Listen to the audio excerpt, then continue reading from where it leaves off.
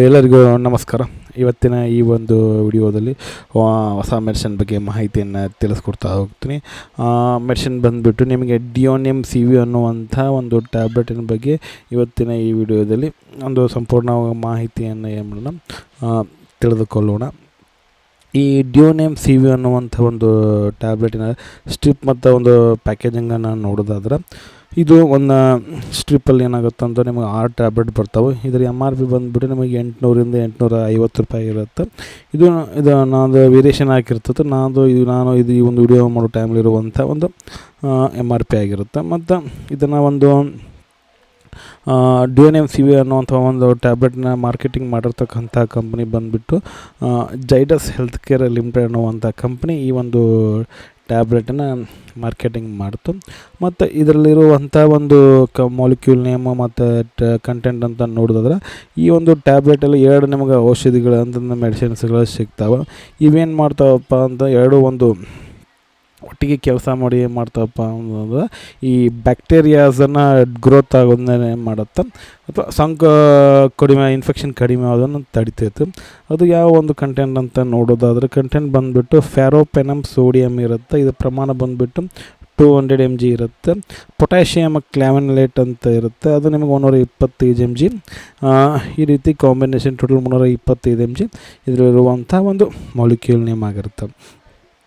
ಮತ್ತು ಈ ಒಂದು ಡಿಯೋನಿಯಂ CV ಅನ್ನುವಂಥದ್ದು ಬಂದುಬಿಟ್ಟು ಇದೊಂದು ಆ್ಯಂಟಿಬಯೋಟಿಕ್ ಮೆಡಿಷನ್. ಇದು ಏನು ಮಾಡುತ್ತಪ್ಪ ಅಂತಂದರೆ, ಈ ಬ್ಯಾಕ್ಟೀರಿಯಿಂದ ಏನಾಗುತ್ತೆ ಇನ್ಫೆಕ್ಷನ್ ಆಗಿರ್ತಾವಲ್ಲ, ಆ ಒಂದು ಇನ್ಫೆಕ್ಷನನ್ನು ಏನು ಮಾಡ್ಬೇಕಂದ್ರೆ ಕಡಿಮೆ ಮಾಡಲಿಕ್ಕೆ ಈ ಒಂದು ಏನು ಮಾಡ್ತಾರೆ ಮೆಡಿಸಿನ್ಸನ್ನು ಯೂಸ್ ಮಾಡ್ತಾರೆ.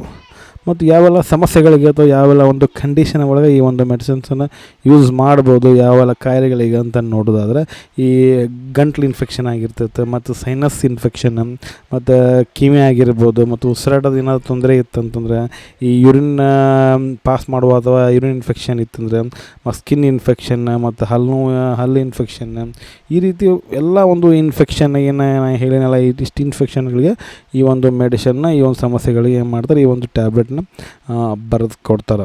ಈ ಒಂದು ಟ್ಯಾಬ್ಲೆಟನ್ನು ಯಾವ ರೀತಿ ತೆಗೆದುಕೊಳ್ಬೇಕಂತ ನೋಡೋದಾದ್ರೆ, ಈ ಒಂದು ಟ್ಯಾಬ್ಲೆಟನ್ನು ವೈದ್ಯರ ಸಲಹೆಯಂತೆ ಮಾತ್ರ ಮಾಡಬೇಕು ಈ ಒಂದು ಮೆಡಿಸಿನನ್ನು ತೆಗೆದುಕೊಳ್ಬೇಕಾಗತ್ತೆ. ಸಾಮಾನ್ಯವಾಗಿ ಏನಾಗುತ್ತೆ, ಊಟದ ನಂತರ ಈ ಒಂದು ಮೆಡಿಸಿನನ್ನು ತೆಗೆದುಕೊಳ್ಳೋದು ಉತ್ತಮ ಅಂತ ಹೇಳ್ತೇನೆ. ಮತ್ತು ಇದನ್ನು ಸಂಪೂರ್ಣವಾಗಿ ಏನು ಮಾಡಬೇಕು, ನೀರಿನ ಜೊತೆಗೆ ತೆಗೆದುಕೊಳ್ಬೇಕಾಗತ್ತೆ. ಈ ಒಂದು ಔಷಧಿಯನ್ನು ತೆಗೆದುಕೊಳ್ಬಾರ್ದು, ನಡುವೆ ಸ್ಟಾಪ್ ಮಾಡಬಾರ್ದು. ಡಾಕ್ಟ್ರು ಒಂದು ಕೋರ್ಸ್ ಅಂತ ಹೇಳಿರ್ತಾರೆ, ಆ ಒಂದು ಕೋರ್ಸ್ ಕಂಪ್ಲೀಟ್ ಆಗೋ ಮಟ್ಟ ಈ ಒಂದು ಮೆಡಿಸಿನನ್ನು ತೆಗೆದುಕೊಳ್ಬೇಕಾಗತ್ತೆ. ಇನ್ ಕೇಸ್ ನಿಮ್ಗೆ ಏನಾದರೂ ಒಂದು ಡೋಸ್ ಮಿಸ್ ಆತಂತಂದ್ರೆ ಏನು ಮಾಡಬೇಕಪ್ಪ ಅಂತಂದರೆ, ಒಂದು ಡೋಸ್ ಮಿಸ್ ಆದ್ರೆ ಏನು ತೊಂದರೆ ಇಲ್ಲ, ಆ ಒಂದು ನೆಕ್ಸ್ಟ್ ಡೋಸ್ ಇರುತ್ತಲ್ಲ ಅದು ಕಂಟಿನ್ಯೂ ಮಾಡಿದರೆ ಆತ ಈ ಒಂದು ಡೋಸನ್ನು ತೆಗೆದುಕೊಳ್ಬೋದು. ಇಲ್ಲ ಮತ್ತು ಏನಾಗುತ್ತೆ, ಮತ್ತು ಒಟ್ಟಿಗೆ ಡೋಸ್ ಅಂತ ಅಂದರೆ ಈಗ ಏನಾಗುತ್ತೆ ಅಂದರೆ, ಬೆಳಿಗ್ಗೆ ಒಂದು ರಾತ್ರಿ ಒಂದು ತೆಗೆದುಕೊಳ್ಳಿಕ್ಕೆ ಹೇಳಿದ, ಬೆಳಿಗ್ಗೆ ಏನೋ ಮಿಸ್ ಆತಂತಂದ್ರೆ ಏನು ಗಾಬರಿ ಬಿಡುವಂಥ ಏನು ಔಷಧ ಇಲ್ಲ, ಏನು ತೊಂದರೆ ಏನಿಲ್ಲ.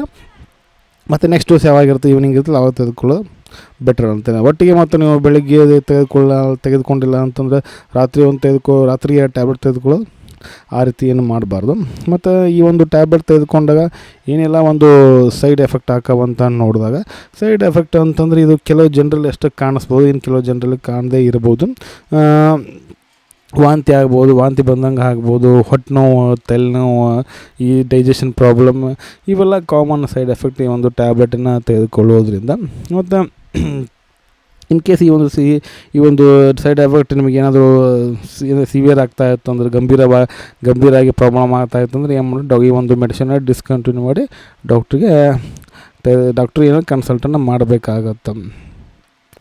ಮತ್ತು ಯಾರೆಲ್ಲ ಈ ಒಂದು ಸೇಫ್ಟಿ ಅಡ್ವೈಸ್ ಅಂದರೆ ಜಾಗ್ರತೆ ವಹಿಸ್ಬೇಕಪ್ಪ ಅಂತಂದರೆ, ಈ ಪೆನ್ಸಿಲಿನ್ ಇಂಜೆಕ್ಷನ್ ತೆಗೆದುಕೊಳ್ತಿರ್ತಾರೆ, ಮತ್ತು ಅಲರ್ಜಿ ಇರ್ತಾರೆ ಅಂಥವ್ರಿಗೆ ಈ ಮೆಡಿಷನ್ನ ಸ್ವಲ್ಪ ಡಾಕ್ಟ್ರಿಗೆ ಕನ್ಸಲ್ಟ್ ಮಾಡಿ ತೆಗೆದುಕೊಳ್ಬೇಕಾಗುತ್ತೆ. ಮತ್ತು ಗರ್ಭಿಣಿಯರಿಗೆ, ಮತ್ತು ಈ ತಾಯಿ ಹಾಲು ಕೊಡ್ತಿರೋದು ಇದೆ ಪ್ರೆಗ್ನೆಂಟ್ ವುಮೆನ್ಗೆ, ಮತ್ತು ಕಿಡ್ನಿ ಪ್ರಾಬ್ಲಮ್ ಇದ್ದವರಿಗೆ, ಇವೆಲ್ಲರಿಗೂ ಏನು ಮಾಡಿ ಡಾಕ್ಟ್ರ್ ಕನ್ಸಲ್ಟನ್ನು ಮಾಡಿ ಈ ಒಂದು ಮೆಡಿಸಿನನ್ನು ತೆಗೆದುಕೊಳ್ಬೇಕಾಗತ್ತೆ ಸ್ನೇಹಿತರೆ. ಮತ್ತು ಈ ಫುಡ್ ಮತ್ತು ಏನು ಆಲ್ಕೋಹಾಲ್ ಇದ್ದಾರೆ ಏನಾಗುತ್ತೆ, ಆಲ್ಕೋಹಾಲ್ ತೆಗೆದುಕೊಳ್ಳೋಕ್ಕಿಂತ ಮುಂಚೆ ಈ ಒಂದು ಮೆಡಿಸಿನ್ಸನ್ನು ತೆಗೆದುಕೊಳ್ಬಾರ್ದು. ಇದಾಗಿತ್ತು ಸ್ನೇಹಿತರೆ ಇವತ್ತಿನ ಈ ಒಂದು ವಿಡಿಯೋ ನಿಮಗೆ ಹೆಂಗೆ ಅನ್ನಿಸ್ತು ಅಂತ ಕಮೆಂಟ್ ಮಾಡಿ. ವಿಡಿಯೋ ಇಷ್ಟ ಆದರೆ ಒಂದು ಲೈಕ್ ಮಾಡಿ, ಅದಷ್ಟು ವಿಡಿಯೋನ ಶೇರ್ ಮಾಡಿರಿ ಅಂತ ಹೇಳ್ತಾ ಮತ್ತೆ ಮತ್ತೊಂದು ಮತ್ತೆ ಸಿಗ್ತೀನಿ. ಅಲ್ಲಿವರೆಗೂ ಬಾಯ್. Thanks for watching. ಆರೋಗ್ಯ ನಮ್ಮ ಕೈಯಲ್ಲಿ.